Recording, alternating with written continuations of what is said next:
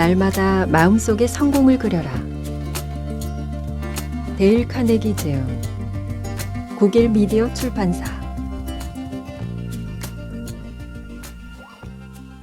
어떤 경우에도 자기 자신이 되라. 나는 사우스캐롤라이나주에 살고 있는 에디스 얼렛 부인에게서 다음과 같은 편지를 받았습니다. 어렸을 때 나는 몹시 신경질적이었고 부끄러움을 잘 타는 성격이었어요. 나는 뚱뚱 보였고 볼이 남달리 통통했기 때문에 한층 더 뚱보로 보였죠.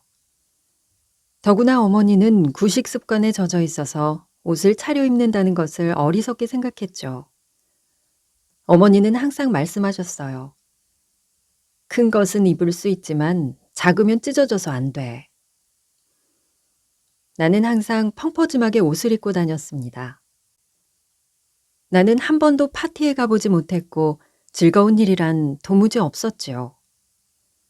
학교에서도 친구들과 어울려 과외 활동이나 운동을 해본 적이 없었어요. 나는 병적일 만큼 부끄러워했고 내가 남과는 다른 존재이며 모두가 나를 싫어한다고 생각했어요. 성인이 되어 7살 위인 사람과 결혼했지만 나의 성격은 조금도 변하지 않았습니다. 남편의 친척들은 모두 당당하고 자부심이 강한 사람들이었는데 나는 그들을 부러워했죠. 그들처럼 되려고 무척 애를 썼지만 허사였습니다. 그들이 내게 친근하게 다가올수록 나는 나의 껍질 속으로 숨고 마는 것이었죠. 나는 신경과민으로 작은 일에도 화를 발끈 내서 친구들이 모두 나를 피했습니다. 점점 이 증세가 심해지자 현관의 초인종 소리도 두려워하게 되었어요. 나는 확실히 모자라는 사람이었어요. 그래서 남 앞에서는 억지로 쾌활한 척하다가 과장된 행동을 하기도 했습니다. 그러고는 내 자신이 비참한 생각이 들어 어쩔 줄 모르곤 했죠. 참담한 나머지 자살까지도 결심했었습니다. 그렇다면 무엇이 슬픔에 빠져 있던 이 부인의 생활을 변화시켰을까요? 그것은 우연한 말 한마디였습니다. 얼렛 부인의 편지를 계속해서 읽어봅시다. 우연히 들은 어떤 말 한마디가 내 인생을 송두리째 바꿔놓았어요. 어느 날 시어머니께서 어떻게 자식들을 길러왔는지를 이야기해 주시다가 이런 말씀을 하셨죠. 어떤 경우에도 자기는 자기여야 한다. 그 순간 나는 지금까지 내가 순응할 수 없는 어떠한 틀에 나를 맞추려다 불행해졌다는 것을 깨닫게 되었습니다. 나는 그날 밤부터 예전의 나를 버리고 달라지기 시작했죠. 나 자신이 되기를 바랐던 것입니다. 내 성격을 연구해서 자신의 사람됨됨이를 알고자 했고 내가 가진 장점에 대해서도 생각해 보게 되었죠. 색깔이나 스타일을 연구해서 알맞은 옷을 입었고 친구도 애써 사귀려고 했습니다. 그래서 부인회에도 가입했는데 사람들 앞에 서서 몇 번씩이나 내 의견을 이야기해 보는 과정에서 어느 정도의 자신감을 얻을 수가 있었습니다. 어쨌든 이렇게 되기까지 오랜 시간이 걸렸지만 지금의 나는 전에는 상상조차 할 수 없었을 정도로 행복해졌어요. 내 자식들에게도 그간의 쓰라린 경험을 통해서 간신히 배운 교훈, 즉 어떤 경우에도 자기는 자기여야 한다는 말을 가르쳐주고 있습니다. 제임스 고던 길키 박사는 누구나 자기 자신이어야 한다는 것은 오랜 역사와 함께 보편적인 문제로 전해왔다고 말했습니다. 자기 자신이 되지 못할 때 강박관념에 사로잡히고 신경증, 정신이상 등의 증상이 나타난다고요. 아동교육에 관해서 수많은 저서나 논문을 발표한 안젤로 페트리는 이렇게 말했습니다.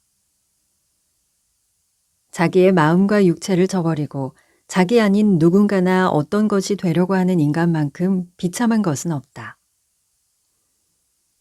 그런데 이처럼 자기가 아닌 것이 되려고 하는 욕망은 특히 할리우드에서 유행하고 있습니다. 유명한 감독 중 한 사람인 샘 우드의 말을 들어보시죠. 나에게 있어서 가장 골치 아팠던 일은 야심적인 젊은 배우들에게 자기 자신이 되라고 설득하는 일이었어요. 그들은 모두 라나 터너나 클라크 케이블이 되고자 했죠. 세상은 무언가 다른 연기를 하는 배우를 기대하고 있는데 말입니다. 우드는 굿바이 미스터 칩스나 누구를 위해 종은 울리나 등의 영화를 감독하기 전에 부동산 매매업에 종사했었습니다.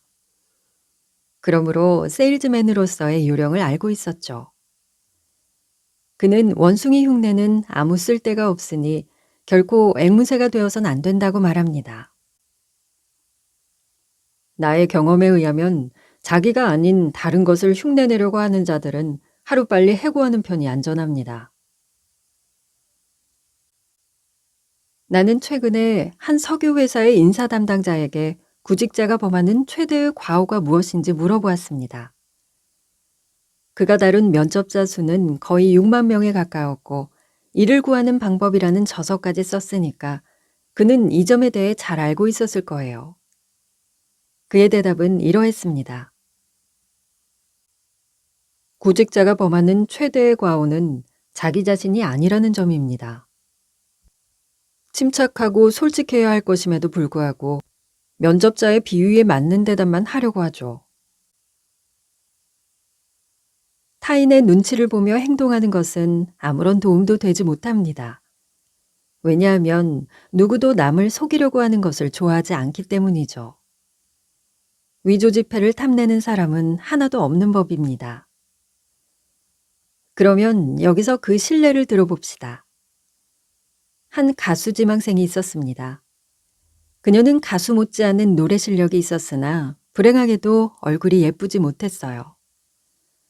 입이 너무 컸고 윗입술로 뻐드렁니를 감추려는 버릇이 있었습니다. 나이트클럽에서 맨 처음 노래를 부르게 되었을 때 그녀는 매혹적이라고 생각되는 공연을 해보였지만 오히려 우스꽝스러웠죠. 그녀는 좌절했습니다. 그런데 그녀의 노래를 들은 어떤 신사가 그녀의 재능을 발견하고 말을 건넸습니다. 나는 댁의 노래를 듣고 있었는데 댁이 감추려고 한 것이 무엇인가 알아냈어. 이가 마음에 거슬리는 거죠? 소녀는 당황했지만 상대방은 아랑곳하지 않고 말을 이었습니다. 그것이 어떻단 말이요. 뻐드렁니라고 해서 감출 건 없어요. 속 시원하게 입을 벌려봐요. 모두들 당신의 당당함에 찬사를 보낼 것이고 지금 당신이 감추려고 애쓰는 그 이 덕택으로 당신의 운이 트일지도 모릅니다. 캐스다레이는 그 신사의 충고에 따라 뻐드렁니에 신경을 쓰지 않게 되었죠. 오직 청중에 대해서만 주의를 기울이게 되었습니다. 그녀는 마음껏 입을 벌리고 힘껏 소리를 내어 노래를 불렀어요. 결국 그녀를 흉내내는 희극 배우까지 생겨날 정도로 인기 스타가 되었습니다. 윌리엄 제이즈는 보통 사람이 그들의 잠재적 정신 능력의 10% 정도밖에 발휘시키지 못한다고 하지만 그것은 자기 자신을 발견하지 못한 사람들의 이야기라고 쓰고 있습니다. 우리 속에 잠재해 있는 가능성에 비한다면 우리 모두는 완전히 깨어나지 못한 상태에 있습니다. 우리는 육체적 자원의 극소한 부분밖에 이용하지 못하고 있죠. 인간은 여러 가지 종류의 역량을 가지고 있지만 대부분은 그것을 이용하지 못하고 있습니다. 당신과 나에게도 잠재된 능력이 있습니다. 이 능력을 발휘하고 목표를 성취하는 과정이 남과 같이 순조롭지 않다는 이유로 걱정하고 포기하는 어리석은 행동은 그만둡시다. 당신은 이 세상에서 가장 새로운 존재입니다. 이 세상이 시작된 이래 당신과 똑같았던 인간은 없었고 앞으로도 당신과 똑같은 인간은 절대 나타나지 않을 거예요. 유전과학은 우리들에게 당신이 아버지로부터 받은 24개의 염색체와 어머니로부터 받은 24개의 염색체로부터 탄생했다는 것을 가르쳐 줍니다. 이 48개의 염색체에 포함되어 있는 것이 당신의 모든 것을 결정짓는 셈인 것이죠. 이에 대하여 암람 샤인펠트는 다음과 같이 말합니다. 염색체 하나하나에는 수십 혹은 수백 개의 유전자가 있습니다.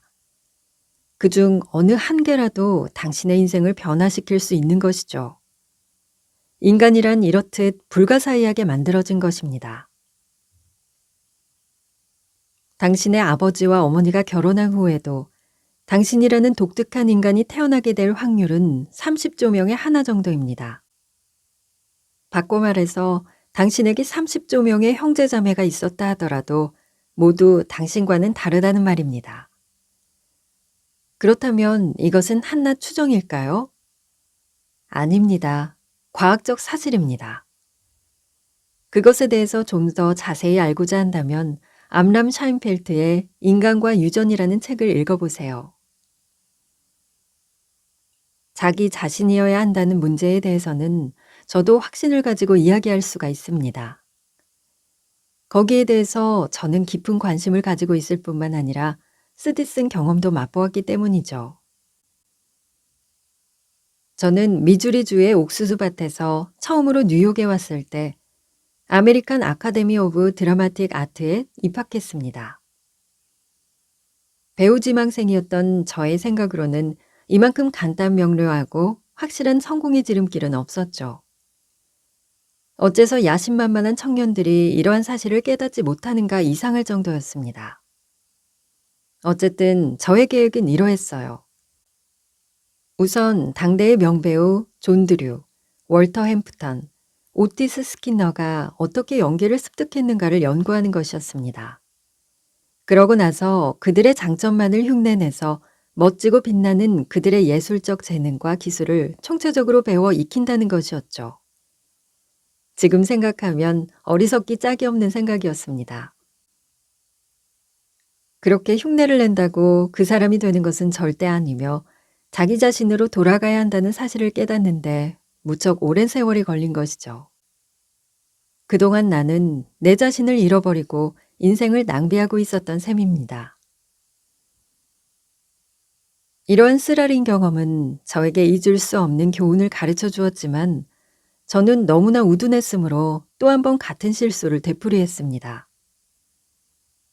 수년간 저는 기업의 경영자들을 위해 공개 연설에 관한 멋진 저서를 내려고 벼르고 있었죠. 그런데 저는 이 책을 집필함에 있어서 배우 수업 때 범한 과오를 다시 범했습니다. 저는 다른 많은 저서의 아이디어를 따다가 그것을 정리한 후 모든 아이디어를 담은 한 권의 책을 만들어 보려고 했죠. 그래서 공개 연설에 관한 서적을 수십 권 쌓아놓고 그것을 이리저리 정리하는데 1년 이상의 세월을 허비했습니다. 그러는 동안에 저는 제 자신의 어리석음을 깨닫게 되었습니다. 제가 만드는 책은 아이디어의 잡탕이었으며 너무나 종합적이라 재미가 없었죠. 그래서 저는 1년간 수고해서 만든 노작을 쓰레기통에 던져버리고 새로 시작했습니다. 그때 저는 스스로를 타일렀어요. 너는 데일 카네기가 되라. 결점이나 한계에 신경 쓰지 말라. 네가 아무리 발버둥을 쳐도 너 자신 이외의 것은 될 수가 없다. 저는 다른 사람들의 생각을 빌리는 것을 그만두고 제가 처음부터 그랬어야 했을 방향으로 일을 시작했습니다. 저는 강연자 및 연설법 교사로서 제 자신의 경험을 토대로 해서 공개 연설에 관한 교과서를 쓰기 시작했죠. 저는 옥스퍼드 대학의 영문학 교수였던 월터 러레이 경이 말했던 교훈을 마음속 깊이 새겼습니다. 나는 셰익스피어와 같은 양의 책은 써낼 수 없을지 모르지만 나 자신의 책은 써낼 수가 있다. 너는 너 자신이어라. 어빙 벌린이 조지 거신에게 준 교훈에 따라 행동하라. 이 두 사람이 만났을 때 벌린은 이미 유명해져 있었지만 겁신은 베를린 오막살이에서 주급 35달러의 생활에 허덕이는 젊은 작곡가였습니다.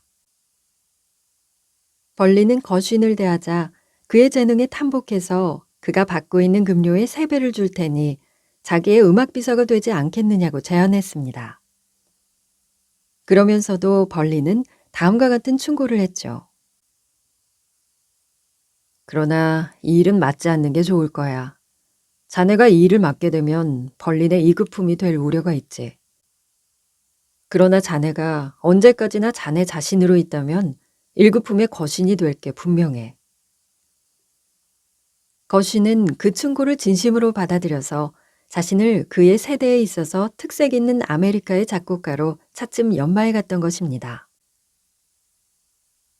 찰리 채플린, 윌 로저스, 메리 마거릿 맥브라이드, 진 오트리, 그 밖에 무수한 사람들은 내가 강조하고 있는 교훈을 나와 마찬가지로 무척 고난을 겪으면서 배웠습니다.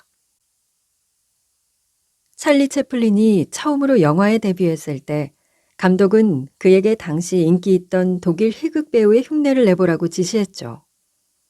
그러나 채플린은 자신만의 독특한 연기를 함으로써 유명해질 수가 있었습니다. 밥 호프도 같은 경험을 갖고 있어요. 그는 데뷔 초기에 노래하고 춤추는 연기를 했었지만 사람들의 주목을 끌지 못했습니다. 그러나 만담을 시작하면서 개성 있는 화술로 인기 코미디언이 되었죠.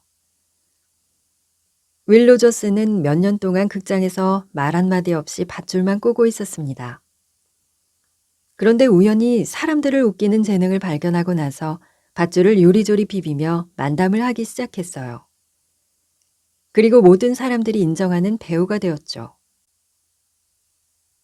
메리 마거릿 맥브라이드는 처음 방송에 나왔을 때 아일랜드의 희극 배우가 되려고 했지만 실패하고 말았습니다. 그녀가 있는 그대로 미주리 태생의 촌뜨기가 되었을 때 비로소 뉴욕에서 가장 인기 있는 라디오 스타가 될 수 있었죠. 진 오트리가 텍사스 사투리를 감추고 세련된 분장을 한 후 뉴욕 태생이라고 했을 때 세상 사람들은 그를 비웃었습니다. 그런데 그가 벤조를 끼고 카우보이의 노래를 부르기 시작하자 사람들은 그에게 열광했고 그는 영화나 라디오에서 세계 제일의 카우보이로 군림하게 되었습니다. 그러므로 당신은 이 세상에서 새롭고 유일한 그 무엇인 것입니다. 그러한 사실을 깨닫고 기뻐해야 하죠. 자연이, 신이 당신에게 준 것을 최대한으로 활용해야 합니다. 정신분석에 의하면 모든 예술은 대개가 자전적입니다. 당신은 당신의 것 밖에는 노래할 수가 없는 것이죠. 또 당신의 것 밖에는 그릴 수 없는 것입니다. 당신은 당신 자신만의 경험, 환경, 유전 등에 의해 만들어진 그런 것이어야 하죠. 좋든 싫든 당신은 자신의 작은 틀을 다듬어야 합니다. 좋든 싫든 당신은 인생이라는 교향악에서 당신 자신의 작은 악기를 스스로 연주해야 합니다. 에머스는 자신이라는 책에서 이렇게 진술했어요. 모든 사람을 다루는 교육에 있어서 다음과 같은 확신에 도달하는 시기가 있습니다. 즉, 질투는 무지이며 모방은 자살이라는 것이죠. 그러므로 좋든 싫든 자기 자신을 하늘로부터 부여받은 운명이라고 생각하고 광대한 우주에는 좋은 것들이 충만하지만 자신에게 주어진 곡식은 좁은 땅에서 자신의 노력에 의한 것 이외에는 없다는 것을 깨닫게 되는 것입니다. 그의 마음속에 잠재해 있는 힘은 새로운 것으로서 그것이 무엇을 할 수 있는가를 아는 사람은 그 자신뿐이며 그것도 그가 직접 시험해 보기 전에는 스스로 깨닫지 못하는 것입니다. 시인이었던 더글러스 마로크는 이렇게 진술했습니다. 만일 당신이 언덕 위의 소나무가 될 수 없다면 골짜기의 뗄나무가 되세요. 그러나 여울가에 가장 좋고 귀여운 나무가 되세요. 만일 좋은 나무가 될 수 없다면 관목이 되세요. 만일 관목이 될 수 없다면 작은 풀이 되세요. 그래서 길가를 아름답게 만드세요. 만일 당신이 풀이 될 수 없다면 갈대가 되세요. 그러나 호숫가의 가장 싱싱한 갈대가 되세요. 우리 모두가 선장이 될 수 없으니 수병이 되는 것도 좋겠지요. 그러나 모두에게 할 일은 있습니다. 큰 일도 있고 작은 일도 있죠. 그것이 다 해야 할 일인 것은 똑같습니다. 만일 당신이 큰 길이 될 수 없다면 작은 오솔길이 되세요. 만일 당신이 태양이 될 수 없다면 별이 되세요.